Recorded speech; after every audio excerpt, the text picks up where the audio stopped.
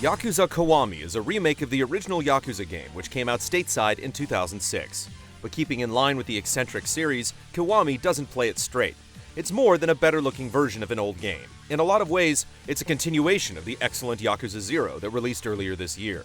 While not as full-featured or diverse as 0, Yakuza Kiwami is nonetheless worth the emotional investment, retaining many of the series' best qualities. 囚人番号1240手紙だ The story explores plenty of big-picture themes, including trust, betrayal, family, and the weight of responsibility. The ever-stoic Kazuma Kiryu takes the fall for his best friend Akira Nishikiyama, who murdered their boss to protect a childhood friend. Kazuma spends the next 10 years in prison, only to get out and discover that the world is a very different place. From there, he gets embroiled in a grand Yakuza power struggle involving an absurd amount of missing money, a young girl named Haruka, and general criminal deception. The narrative isn't as focused as Yakuza 0, nor does it quite reach the same emotional highs. Yet it's still strong, and it's much better than the original 2006 version. A big reason for this is the addition of new scenes that further flesh out the characters. In particular, Nishikiyama's descent into darkness and his complicated feelings about Kazuma are given more weight, making him an effective oppositional figure. The arc especially resonates if you've seen the brotherhood between Kazuma and Nishikiyama presented in Yakuza 0. By leaning on the fantastic character development of the prequel, Kiwami's twists and turns have a bigger impact.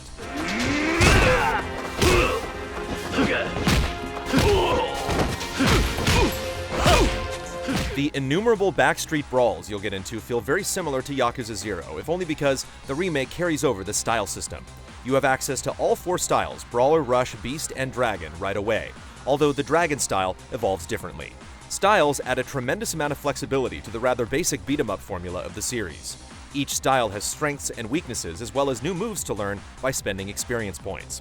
The Rush style is quick, offering the most evasive options, as well as being able to stun enemies with a flurry of blows. Conversely, the Beast style is slow but hard-hitting, allowing you to automatically grab objects to use as weapons during a combo. To the game's credit, all of the styles are useful throughout, with plenty of times where trying a new approach can yield effective results. That's not to say everything about combat works well. Near the end of the game, Kiwami starts throwing a large amount of enemies with guns and knives your way. These weapons easily knock you down, leading to situations where you're on the floor with seemingly every other attack. It's a kind of challenge that Yakuza has overly relied on before, and while there are skills you can acquire to help in these situations, they're not especially interesting to overcome. Among the new additions, Kiwami attacks aren't particularly exciting either. Occasionally during big battles, bosses will hunch over, highlighted with a colored aura. During this time, they'll recover health, but they're also vulnerable to a Kiwami attack of a certain style that corresponds to the hue of the aura. Although flashy and quite powerful, the mechanic doesn't really change much throughout the course of the game, becoming a novelty that wears off more quickly than expected.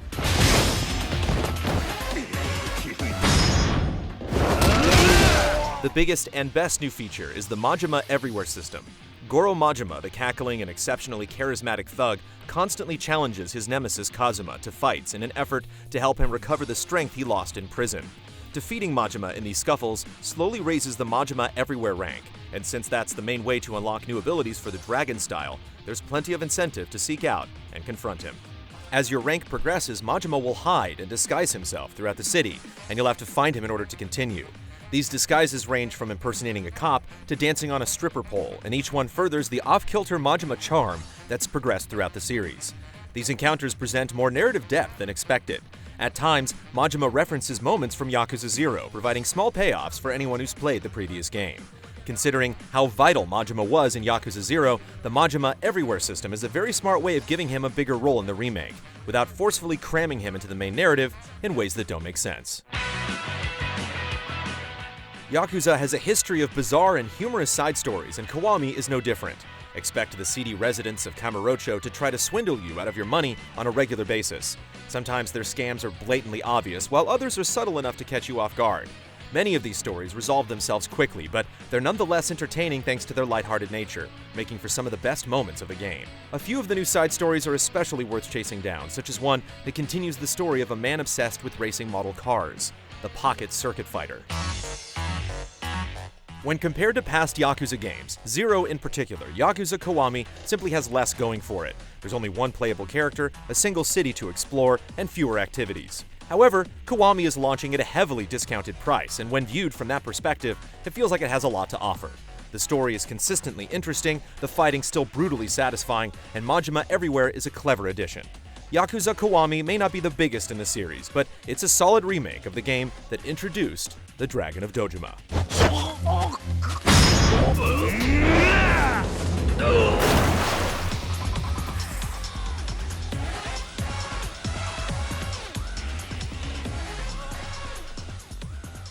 Easy Allies reviews are made possible by generous viewers just like you. If you like what you see, check out patreon.com/easyallies to see our other videos, and consider becoming a patron to help us make more.